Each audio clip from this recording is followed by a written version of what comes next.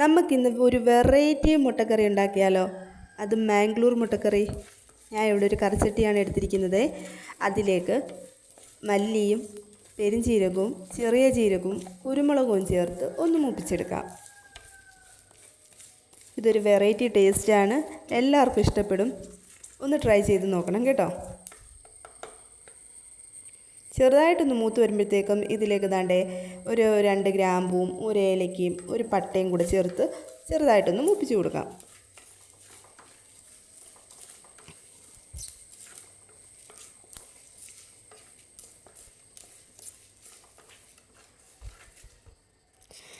ഇതൊന്ന് മൂത്ത് വരുമ്പോഴത്തേക്കും ഇതിലേക്ക് 2 അല്ലി വെളുത്തുള്ളി ചേർത്ത് കൊടുക്കാം.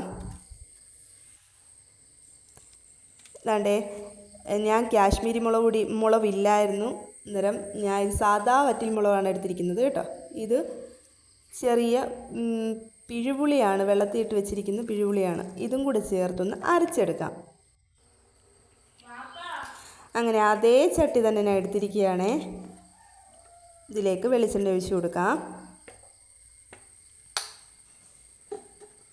കറിച്ചട്ടിയാകുമ്പോൾ ഒരു പ്രത്യേക ടേസ്റ്റാണ്. പാനിനേക്കാളും ഏറ്റവും നല്ലത് കറിച്ചട്ടിയാണ്. ഞാനെന്താണ്ട് നെയ്യ് നോക്കിയപ്പോൾ നെയ്യ് തീർന്നായിരുന്നു, എന്നാലും ഞാൻ നെയ്യ് ചേർത്ത് കൊടുക്കുന്നുണ്ട് ഇതിലേക്ക്. ഇതിലേക്ക് ദാണ്ട് കൊത്തിയരിഞ്ഞൊരു സവാള ചേർത്ത് കൊടുക്കാം.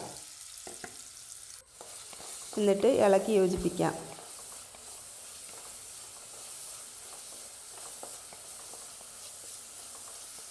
നമ്മൾ എന്നും ഉണ്ടാക്കുന്നൊരു മുട്ടക്കറിയിൽ നിന്നും ഒരു വ്യത്യസ്തമായിട്ടുള്ളൊരു മുട്ടക്കറി.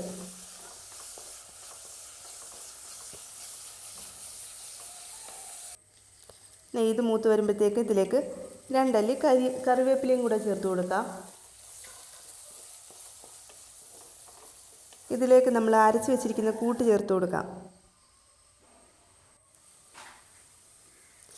കുഞ്ഞുങ്ങളൊക്കെ ഉള്ളിടത്ത് കുരുമുളക് കുറച്ച് ചേർത്ത് കൊടുക്കാം. ഇത് സ്വല്പം എരി പൊന്തി നിൽക്കും നമ്മൾ കുരുമുളക് ചേർത്ത് അരയ്ക്കുമ്പോഴത്തേക്കും. വേറെ മുളക് പൊടിയൊന്നും ചേർക്കുന്നില്ല. കുരുമുളകിൻ്റെ ഒരു ചെറിയൊരു എരിവ് പൊന്തി നിൽക്കും കേട്ടോ. അന്നേരം കുഞ്ഞുങ്ങളൊക്കെ ഉള്ളിടത്ത് കുരുമുളക് കുറച്ച് ചേർത്ത് കൊടുത്താൽ മതി. ഞാൻ ഇതിലേക്ക് ഉപ്പ് ചേർത്ത് കൊടുക്കുന്നുണ്ടേ.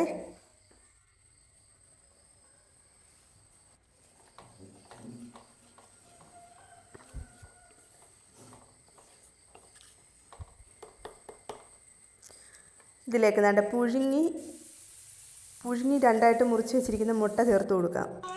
ഇതൊന്ന് കുറുകി വറ്റി വരട്ടെ. ചിലവരിത് റോസ്റ്റായിട്ട് എടുക്കാറുണ്ട്. ഞാൻ ഇച്ചിരി ചാറോട് കൂടിയാണ് എടുക്കുന്നത് കേട്ടോ. നമ്മുടെ മുട്ടക്കറി ഇവിടെ